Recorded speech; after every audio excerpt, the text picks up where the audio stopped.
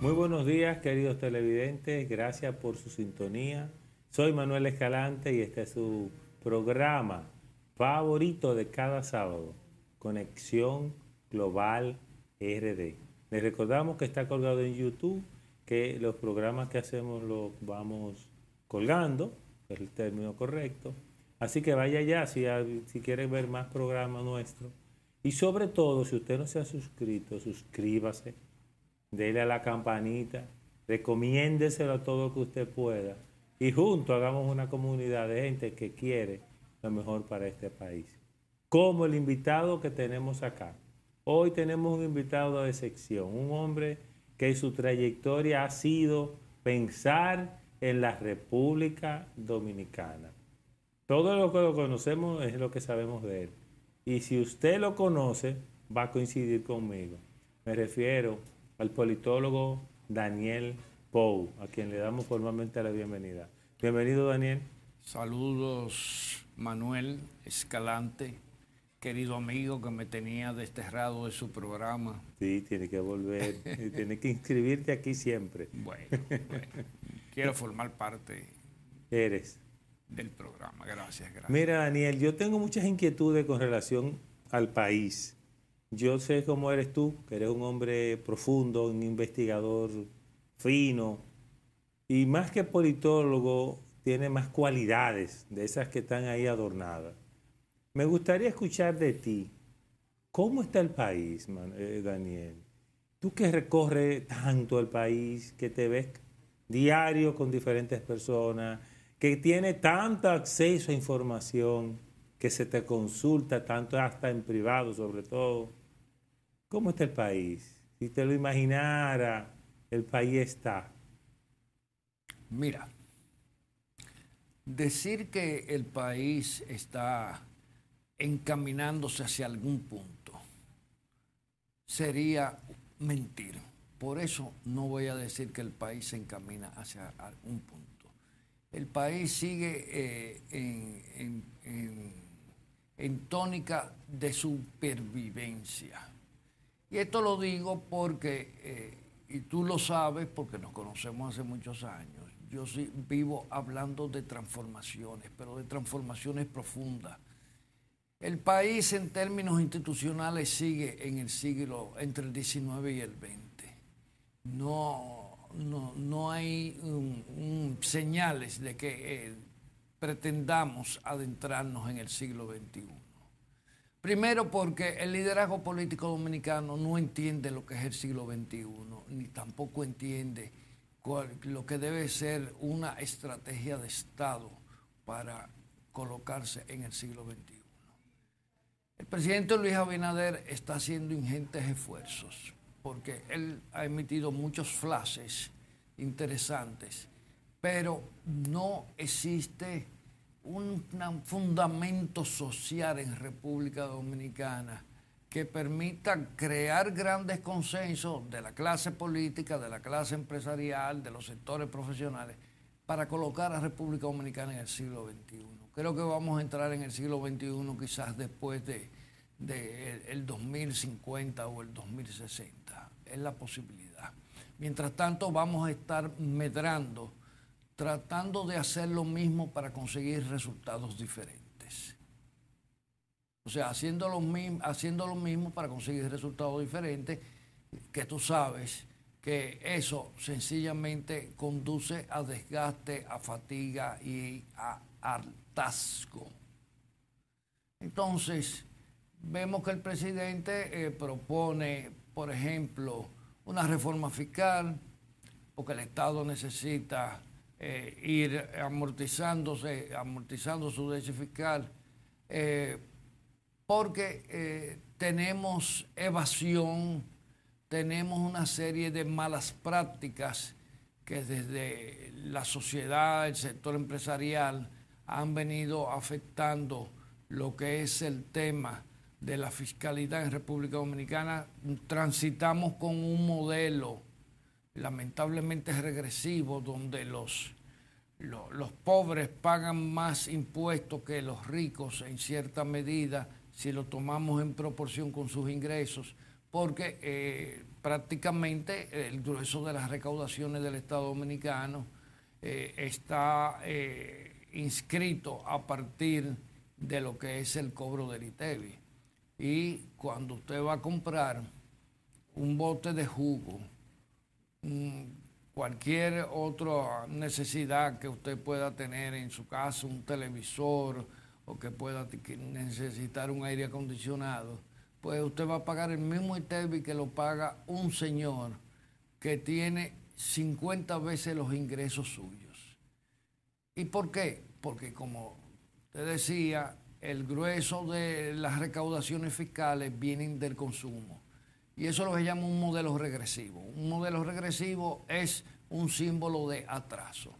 Claro, lo que pasa es que te dicen, bueno, tenemos ese modelo regresivo porque hay una evasión fiscal muy grande y porque en vez de gravar la riqueza mediante el sistema de los impuestos directos a los ingresos, no podemos lastimar ni tocar con un pétalo de la flor a esos evasores, porque son parte y constituyen parte de un núcleo poderoso, de un nicho de poder que en este país toda la vida ha estado al margen de las obligaciones para con el Estado y con la sociedad dominicana. Entonces, desde el punto de vista, ¿qué te podría decir? Que pretende poner las cartas sobre la mesa, pues nos encontramos ante una situación que definitivamente demuestra que el poder del Estado es genuflexo e impotente frente a determinados grupos de poder tradicional. Porque lo primero que tenemos que es hablar de la evasión. Se habla hasta de un 64% de evasión fiscal en República Dominicana, que es una cifra bastante alta. Entonces, todo eso afecta el desarrollo integral del país. A mí que no me vengan a decir que si tenemos un crecimiento de un 5, de un 4, de un 4,5, no. Con eso no se desarrolla el país. Es con dinero. Oye, se desarrolla con medidas inclusivas. Claro. Con medidas inclusivas. Porque tú le estás diciendo, bueno, si usted logró entrar al ámbito de los que defraudan el Estado, usted es un dichoso, ¿verdad? Porque yo no puedo hacer nada en contra. Ustedes tienen mucho poder. Ustedes son un grupo muy consolidado y sí tienen claro hacia dónde quieren llegar y cómo lo quieren hacer. O sea, la clase política se muestra genuflexa ante los grupos económicos que evaden y trastocan todas las medidas del Estado para crear políticas inclusivas. Porque un modelo progresivo fiscal es una política inclusiva. Mientras lo que tenemos ahora es una política de exclusión, de vejación, de castigo a los sectores menos pudientes. Por el otro lado, se habla de una reforma constitucional, pero ¿qué se quiere reformar de la Constitución? Para mí lo que hay que reformar fundamentalmente de la Constitución no es el tema de si el Ministerio Público lo nombra el presidente o lo nombra el Consejo. Para mí es el tema de la democracia. Porque ahí volvemos y caemos en el mismo plano. Nosotros tenemos una democracia formal donde cada 4 años usted va, como cualquier soquete, a un colegio electoral y marca con un bolígrafo la cara de cualquier candidato. Pero ¿y después qué pasa? ¿Qué usted hace con ese candidato? ¿Quién le garantiza que ese candidato realmente lo va a representar y no va a representar a sectores que incluso son elementos catalizadores de la exclusión que usted sufre en nuestra sociedad? Entonces, es ahí donde viene el problema. ¿Por qué yo tengo que votar por una persona que luego yo después digo, esa persona no me está representando?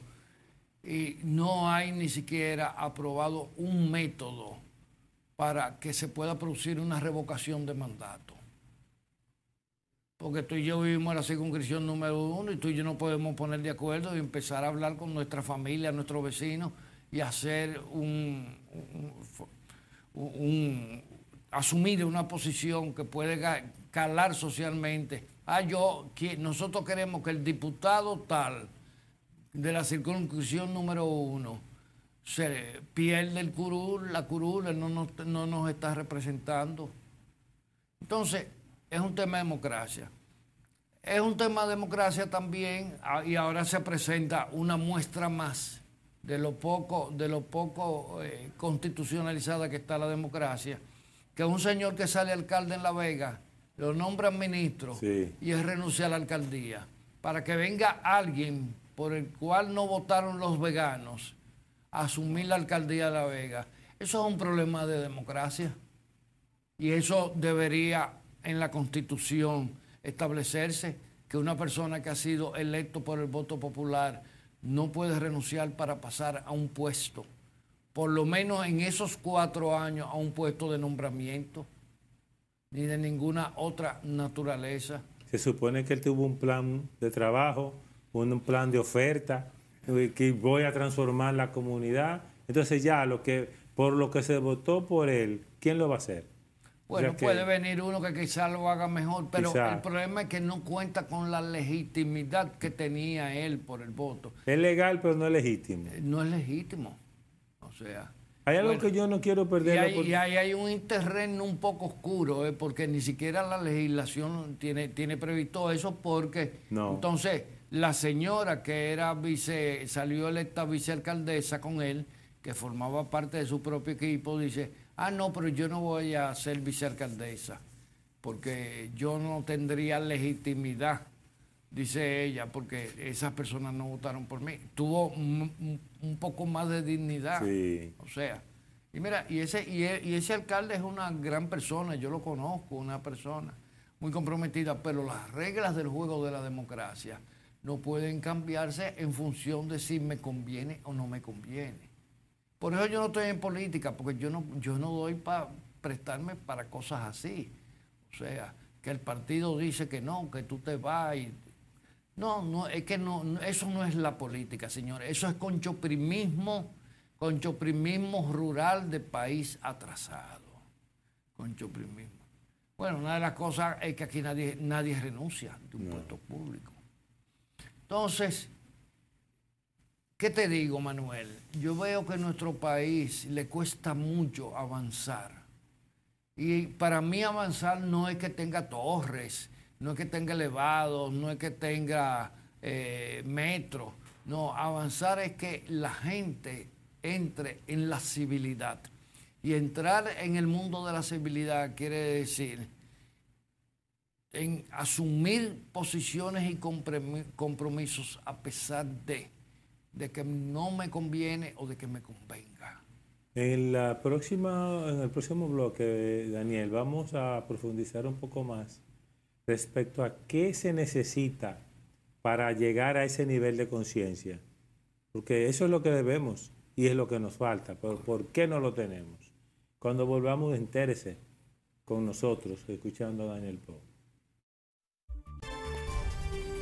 Aunque el país somos todos, cada uno, usted es el país, yo soy el país, Daniel es el país, pero de manera individual hay que responsabilizarse, porque observe cómo cada vez más la calidad de la institucionalidad, que debe ser innegociable, porque déjeme decir, donde no hay institucionalidad no hay desarrollo. Eso no es verdad. Entonces, aquí está todo igual. Y uno parecería, y eso es una pregunta que ahorita yo quiero que me responda Daniel, parecería incluso que hemos retrocedido. Pero no quiero hacer la pregunta ahora. Ahora quiero completar con el tema de qué nos falta. Eso que nos falta, Daniel, ¿dónde lo perdimos? ¿Qué pasó? Mira, República Dominicana ha tenido varios momentos de fractura con relación a encaminarse en un gran proyecto de nación. Pero un gran proyecto de nación tiene que ser llevado a cabo por grandes ciudadanos. Se requieren los ciudadanos. Y los políticos tienen que pasar por el sedazo de la ciudadanía, de la construcción de ciudadanía. El problema es que tenemos una clase política que no ha pasado por el sedazo de construcción de ciudadanía. Entonces, la clase política está integrada por una serie de gente que se están buscando ventajas, posiciones, ascenso social, porque por méritos es muy difícil que muchos de ellos se puedan destacar. Pueden llegar a tener dinero, sí, pueden llegar a tener riqueza y toda una serie de elementos materiales que exhibir. Pero lamentablemente la clase política dominicana es una clase que no tiene ni da evidencia de tener un proyecto de nación. Ellos tienen proyectos de grupos. Parecen unos animalitos salvajes, destructores. Pirañas. Pirañas. Definitivamente. Entonces, ¿qué sucede? Que el erario se ha convertido en su manjar preferido. El erario, todo lo que implica las posiciones de poder. Y alguien dijo, Daniel, que el líder realmente nacional en el país, el líder más grande que tiene la República Dominicana, es el presupuesto nacional. Correcto. Ese es el líder. Ese es el líder. Bueno, pero dentro de esta situación social que resulta vergonzosa, deprimente, que en un país, señores, Manuel, no se pueden aplicar las leyes de tránsito, que es lo mínimo que se pueden aplicar. Eso también te quiere hablar, ¿cómo interpretamos eso? O sea, no tenemos la institucionalidad, ni la voluntad política, ni la articulación de una estrategia de nación, señores, para aplicar las leyes de tránsito. Simple, por seguridad nacional. O sea, entonces, yo oigo al presidente hablando de justicia independiente. Yo lo que creo que tenemos que tener es una justicia comprometida. Sí. Pero tú sabes, ¿comprometida con qué? No con los intereses de los grupos que se mueven en tanto el poder, sino comprometida con un proyecto de nación. Entonces, el problema es que la República Dominicana y el Estado Dominicano son una suma de fracciones sueltas, de pedazos de cosas que no se saben ni para qué sirven, ni qué buscan, ni por qué están ahí. Y me excusa que lo diga así tan cruelmente, pero así es que yo veo el país. Entonces, desde ese punto de vista, se construye una aureola mesiánica en torno al presidente, y él es el que sabe todo y quien decide todo hacia dónde tenemos que ir. Como si el presidente solo pudiera encarnar el espíritu de la nación. Y el presidente solo no puede encarnar el espíritu de la nación. Y a él se le ve solo, ¿eh? Parte de lo que pasa con él es que si tú lo ves bien, se le percibe solo. Quizá él... Fíjate, a ver, yo no percibo ni siquiera una estructura partidaria sólida en torno al presidente. Lo percibo a él con muchos afanes, con muchos denuedos, con muchos esfuerzos. Pero, ¿dónde está la estructura que sostiene a Luis Abinader? Señores, hasta Adolfo Hitler, para hacer los desmanes que hizo en la humanidad, necesitaba una estructura. Tenía a Goebbels, que era un genio en la propaganda, en lo mediático. Aquí, lamentablemente, tú coges las noticias que provienen desde el Estado y están hasta mal redactadas. No llama la atención leerlas porque están mal redactadas. Falta una estrategia de comunicación. Toda estrategia de comunicación tiene un sentido de inducción. Si no tiene un sentido de inducción, entonces no es una estrategia de comunicación. Usted está lo que está diciendo cosas, informando. Entonces, ahora vamos a la oposición. Tenemos una oposición mediocre. Completamente. Mediocre en términos extremos, de políticos desgastados, de políticos fracasados, de vividores de la política, de gente que necesita tener séquitos de súcubos que lo obedezcan, lo adulen, lo endiosen, lo magnifiquen para ellos sentirse cómodos y confortables. Señores, Hipólito Mejía fracasó, Leonel Fernández fracasó, Danilo Medina fracasó, Balaguer fracasó, que por suerte está muerto, dicho sea de paso. Mucha gente dice que cumplió un cometido. Balaguer no cumplió ningún cometido. Balaguer fue una retranca para el desarrollo de este país. Entonces, lo que hemos tenido muchos líderes populistas, o sea, personalidades populistas, políticos populistas, porque aquí hay una carencia, aquí hay una crisis de liderazgo. Y la muestra es de lo mediocre que es la clase política dominicana, que en el año 2000 hubo una baja votación. Creo que 45, en el 2020, sí. Creo un 45%. Ahora tuvimos un 44%, igual, me parece. Más o menos. Entonces, aparece por ahí un señor que dice que eso es una abstención inducida para que él no gane. Sí. Porque hay que ser narcisista o estúpido para decir una cosa así. Sí. Entonces, usted puede elegir narcisista o estúpido, pero es que no es el problema. Ese no es el problema. El problema es que no hay liderazgo y no hay lealtades entre la ciudadanía y la clase política. Y esos líderes como Balaguer, Bosch, Peña Gómez Mesiánico, que creaban un sentido de adscripción a su estructura política. Pero, imagínate, aquí los partidos políticos son corporaciones de inversionistas. En partidos donde le dicen a una... Antes tú veías los militantes de los partidos que eran tipos que tenían una trayectoria social de haber impulsado muchísimas posturas, ¿verdad?, para tratar de ayudar a los más desposeídos. Pero hoy en día lo que tú tienes son individuos que aparecen con un maletín con 15, 20 y 30 millones de pesos para que le den una diputación, que en todo su trayecto de 4 años no va a recuperar ese dinero, porque la rentabilidad viene por otros lados, por otros linderos, por otras latitudes. Entonces, el pueblo no es tonto. Entonces, estos señores que dicen que inducción a la abstención para que compraron, no, señor, es que usted fracasó. Su partido fracasó. Y ya la gente no lo quiere a usted en la escena política. ¿Quiénes están en ese estándar? Bueno, ese estándar lo encabeza Leonel Fernández. Y por el otro lado se tiene al PLD, que en estas elecciones pasadas postuló un candidato que no le sumaba nada de ninguna parte, porque es un candidato que no es seguido por ningún grupo ni por ningún sector social de este país.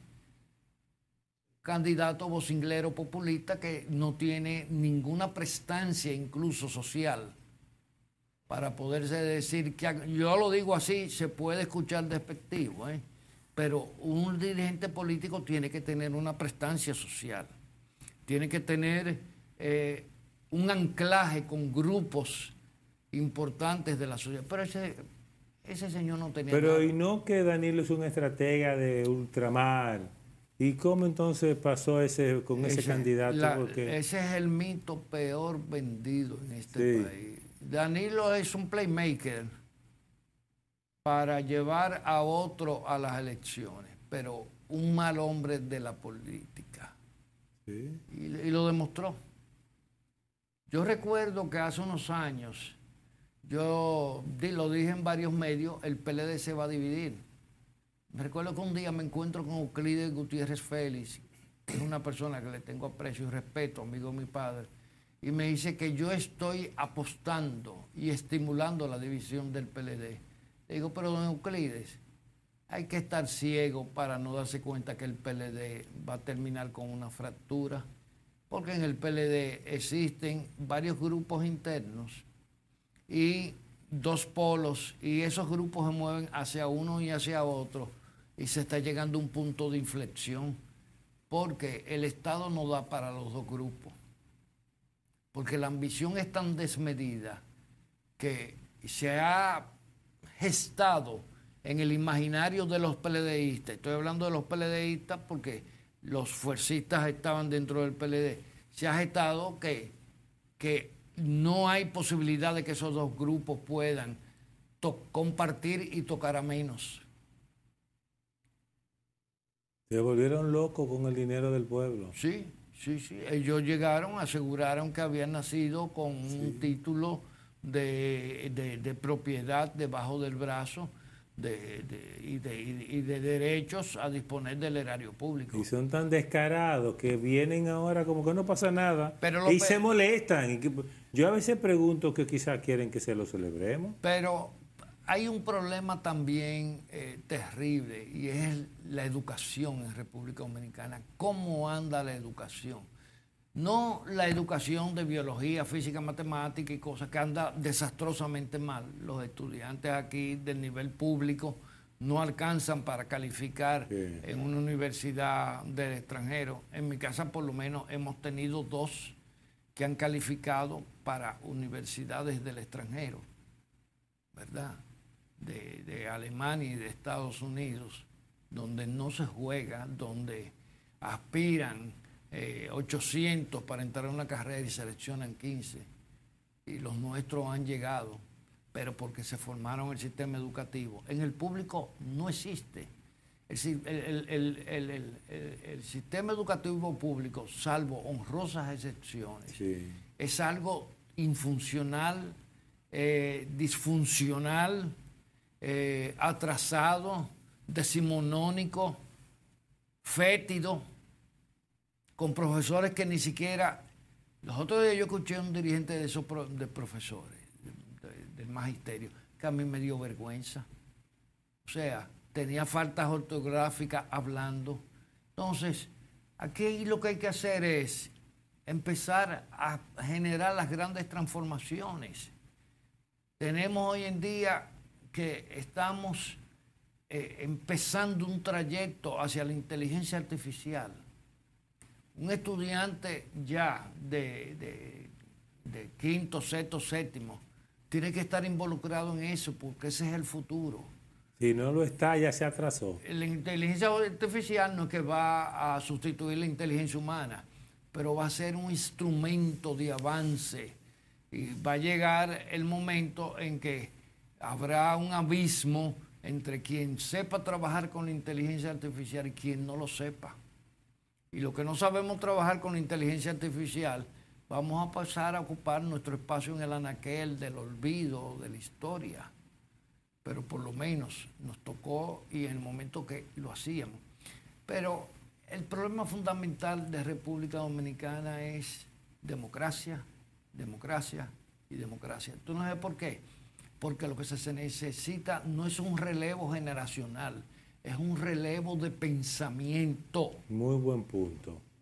Porque eso es lo que se dice, un relevo generacional, pero si tiene la misma mala costumbre. Pero en este mismo gobierno hay muchos muchachos jóvenes que están en posiciones importantes y no y son más ancianos que mi papá, que tiene 96 años, en términos de visión, en términos de mira. No, y hay algo que yo observaba con el tema político, y es que esa nueva generación de la que tanto se habla, cuando usted lo conoce a profundidad, son más corruptos que los papás. Sí. O tan corruptos como los papás. Sí, sí. Porque eso fue lo que aprendieron. Bueno, eso fue lo que aprendieron y no han sabido ni han tenido las garras, ni el impulso, ni la valentía, de ni romper con eso. De romper con eso. Entonces, por eso es que raras veces tú encuentras un muchacho bien formado en términos de valores, de honestidad, como buen ciudadano, que se involucra en ninguno de estos partidos políticos. Porque, te voy a decir incluso algo, aquí hay sectores del empresariado que no los aceptan.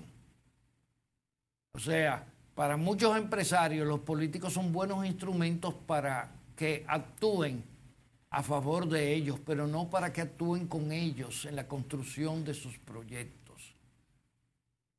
Porque saben que son inútiles, son personas rezagadas y son personas retorcidas. Y ese es el problema de la política.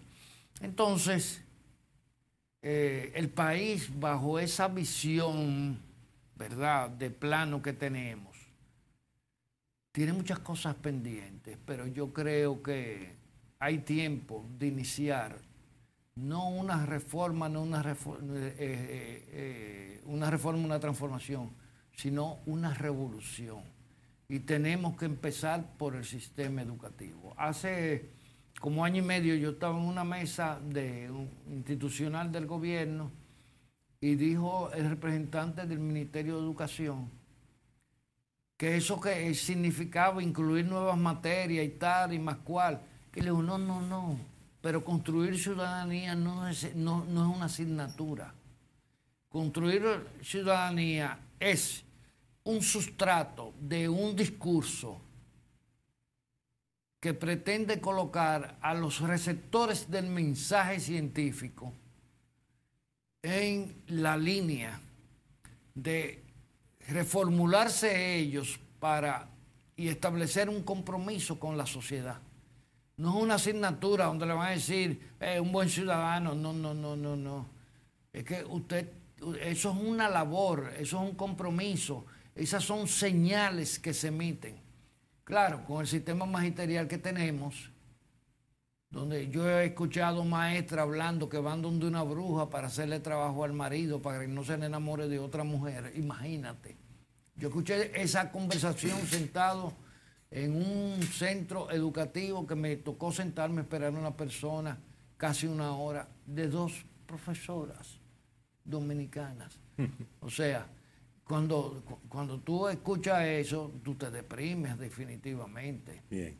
Tenemos que pasar a la tercer bloque. Antes pasamos por nuestra segunda pausa comercial y volvemos en breve con el politólogo y hombre de ciencia, Daniel Pou.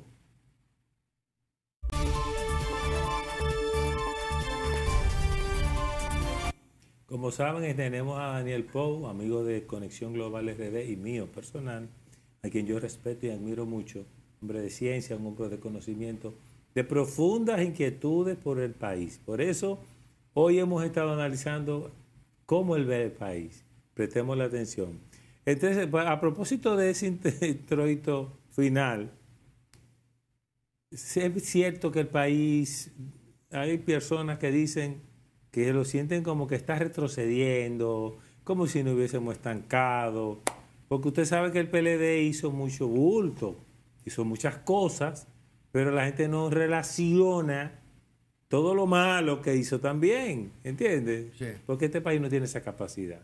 Bueno, mira, lo que sucede está que el mundo, en los últimos 5 años, sobre todo después de la pandemia, ha empezado a romper esquemas. Se están produciendo fracturas. Ya los bloques de poder no están inscritos dentro del modelo bipolar como estábamos acostumbrados. Y el mundo cada día sufre mayores conmociones. Ahora mismo, en el escenario internacional, existen más de 3 focos de guerra. Sí. Guerras que podrían acabar con la humanidad, por lo mal que se han manejado, por la hipocresía, la falta de visión humana que tenemos sobre la vida de todos nosotros. Lamentablemente, los famosos líderes internacionales, la mayoría son instrumentos de grupos de poder que están, que subyacen y son los que generan un discurso de dualidades. Pero yo no quiero entrar en ese terreno porque eso es un tema bastante profundo, pero que asquea muchísimo. Hoy en día tenemos en Gaza una masacre similar a la de Adolfo Hitler en 1940 y nadie reacciona. Y Estados Unidos le transfiere $8,000 millones para que compren más cohetes y maten más gente, muchachitos, gente que están ahí tratando de tener un chivito y una vaquita para sobrevivir. Entonces tú dices, ¿y qué es esto? Por el otro lado, te cogen 2 productos, Donald Trump y Kamala Harris, ahora el enfrentamiento para que el mundo se divida, uno a favor de Trump, otro de Kamala, cuando en el fondo son lo mismo. Los mismos productos pútridos que genera el sistema norteamericano y que no va a cambiar porque entra dentro de su lógica. Entonces, por el otro lado, tenemos un señor Maduro que se burla del pueblo venezolano, evidentemente intenta montar un fraude, pero con tan poca inteligencia que él mismo se delata. Pero Estados Unidos quiere sanciones, que todo el mundo se involucre en sanciones contra Maduro, pero Estados Unidos no está dispuesto a hacer nada. Como sucede con Haití.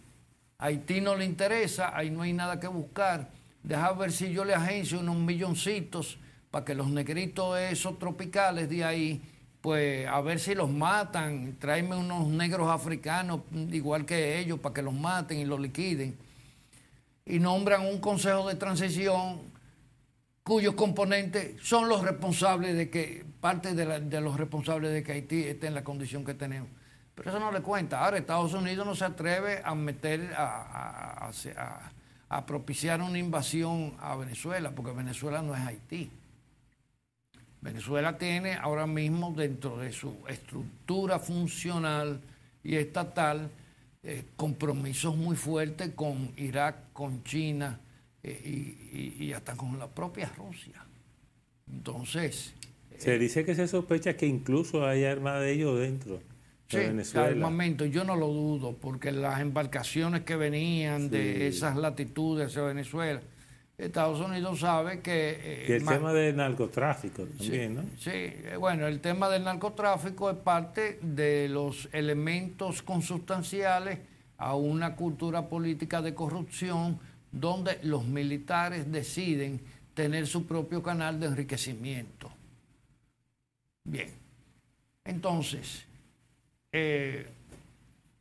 tenemos ese escenario internacional, tenemos...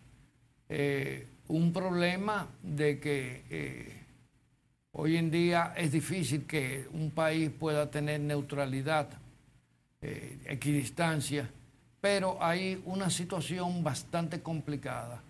Pero los políticos dominicanos no la comprenden.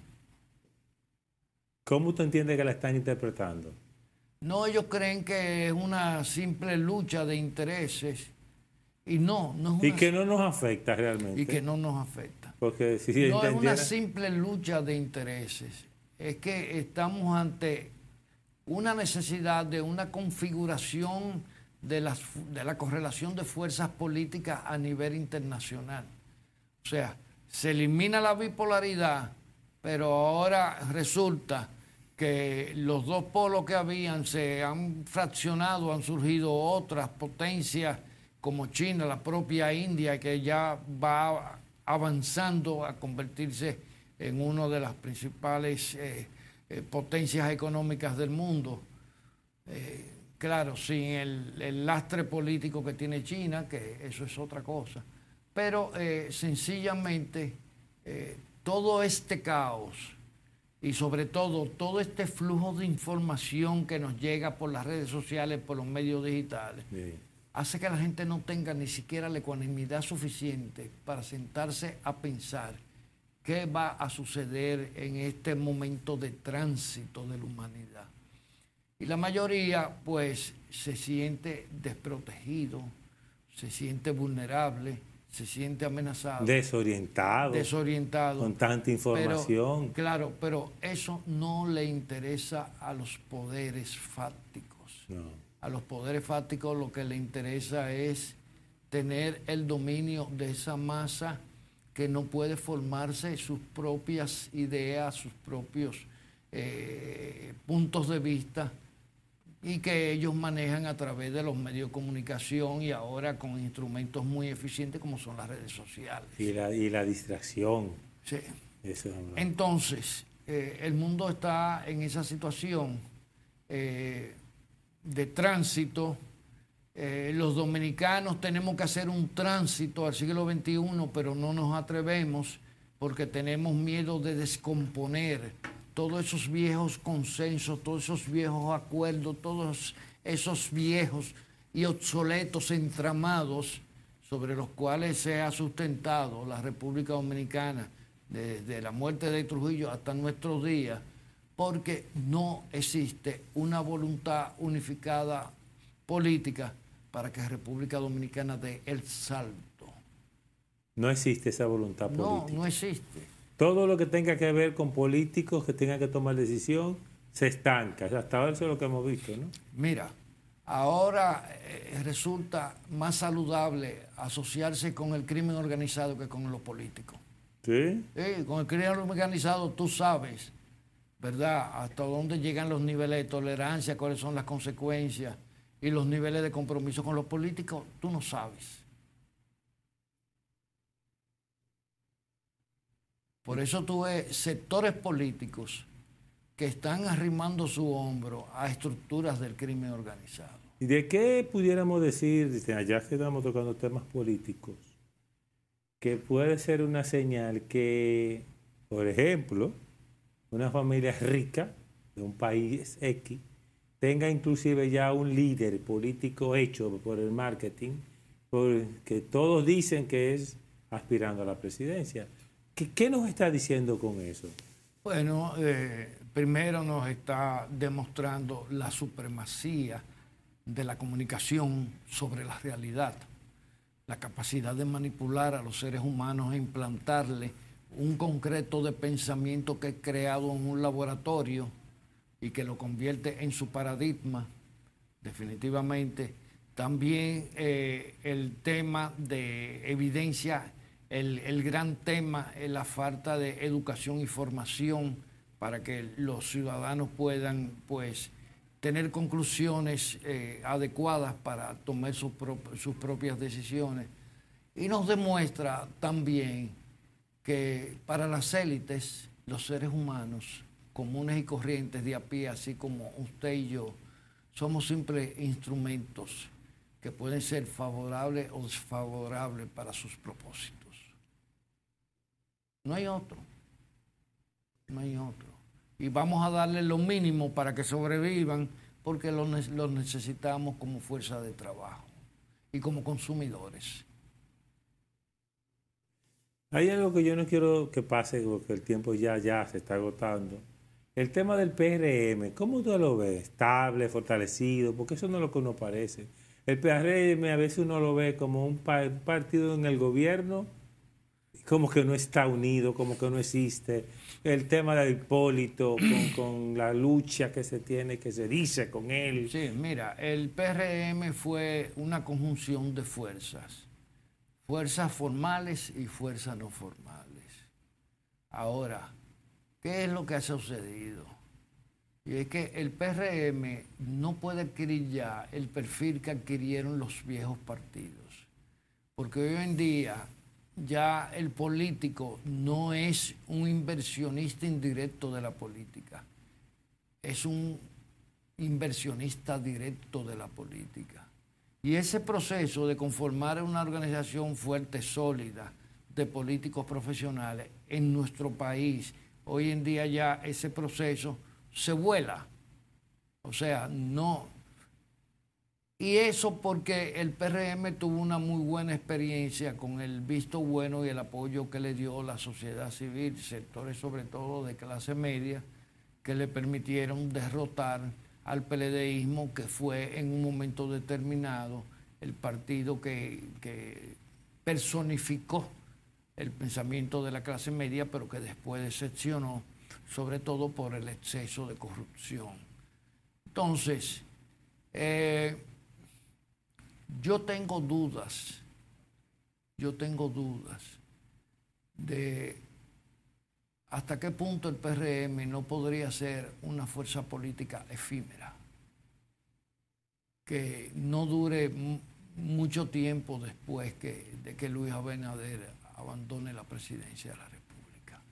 Porque no veo esa capacidad de organización, esa línea estratégica de pensamiento, no la veo, no oigo a nadie. Es más, en la campaña pasada, la mayoría de la gente que tuvo que articular discursos para presentar a Luis Abinader como un candidato de alta preferencia, con un futuro promisorio para el país, no fueron gente del PRM. Yo no vi un solo expositor del PRM, la mayoría eran gente de extrapartidos. No y ese grupo de líderes que ellos están formando para que uno sea presidente, eso se pudiera llevar realmente a cabo. David Collado, Carolina, que escuché que usted hablaba de Carolina, que no la veía superando más allá de lo que ya está haciendo en la alcaldía. Yo creo que Carolina podría, a lo mejor la pueden llevar de candidata a la vicepresidencia, tal vez, pero yo no veo a Carolina más allá de una alcaldía del distrito. ¿Y qué líder usted ve ahora, para terminar, en el PRM, que pueda calificar y que quizás, si no se controla... Bueno, que pueda calificar o pueda ser favorecido para hacerlo presidente a través del PRM, estaría, no voy a valorar sus capacidades o no, estaría San Lobatón. Yayo San Lobatón. Sí, David Collado, que es una suerte de producto burbuja, ¿verdad? Y el que lo veo más aguerrido y con más ambaje y fortaleza y mayor carácter es a Guido Gómez Mazara. Sí. O sea, Guido sí tiene un perfil para encarnar un fuerte liderazgo. ¿Con o sin el PRM? Como sea. Como sea. Mira, yo creo que el PRM, y ya el PLD lo demostró, el PLD, su trayecto por el poder empezó a erosionar el partido. Desde que el PLD salió electo en el 96 por primera vez, a partir de ahí los comités intermedios empezaron a llenarse de telarañas. Ya en el 2000 volvieron a coger fulgor porque ahí se tuvieron una derrota con Danilo Medina frente a Hipólito Mejía.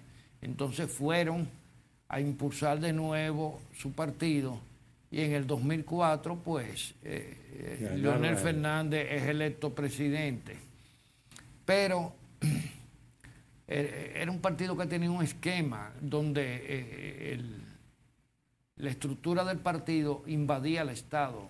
El comité político entero, todas las carteras, todos los ministerios, todas las direcciones eran para gente del comité político.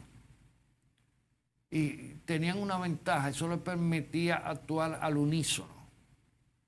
Después se fueron decantando cada uno. Leonel los armonizó muy bien, o sea, esa cofradía de utilizar el Estado para beneficio propio. Bueno, eso es solo un tema. Eso, de lo que usted dice como una observación, y que esperamos que usted vuelva a profundizar al respecto.